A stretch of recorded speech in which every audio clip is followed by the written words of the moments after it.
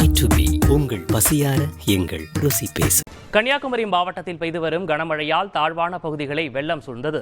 வீடுகளில் சிக்கியவர்களை படகுகள் மூலம் மீட்கப்பட்டனர். திருநெல்வேலி, தூத்துக்குடியை தொடர்ந்து கன்னியாகுமரியிலும் இடைவிடாமல் கனமழை பெய்தது.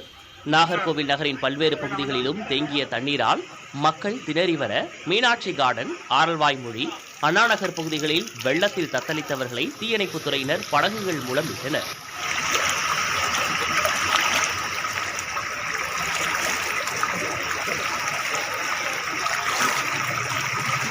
வெள்ளம் பாதித்த தோவாளை, சகாயநகர் பகுதிகளில் அமைச்சர் மனோ தங்கராஜ் ஆய்வு செய்தார். நாகர்கோவில் ரயில் நிலையத்திற்கு அருகே உள்ள பகுதியை பார்வையிட்ட மனோ தங்கராஜ் ஏற்கனவே நீர்நிலைகள் நிரம்பிவிட்டதால் இந்த மழை சவாலாக இருப்பதாக தெரிவித்தார்.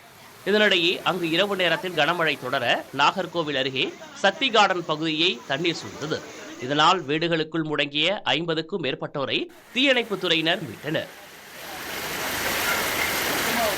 குமரி மாவட்டம் முழுவதும் வெள்ளம் சூழ்ந்த பகுதியிலிருந்து சுமார் 150 பேர் மீட்கப்பட்டு முகாமில் தங்க வைக்கப்பட்டுள்ளதாக தெரிவிக்கப்பட்டுள்ளது.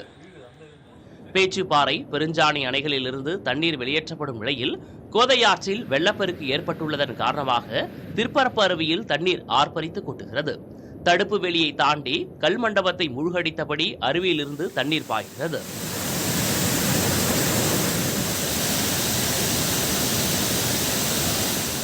அணைகள் நிரம்பி வரும் சூழலில் குழித்துறை தாமிரபரணி ஆற்றில் தண்ணீர் கரை புரண்டு ஓடுகிறது. A to B உங்கள் பசியார எங்கள் ருசி பேசு.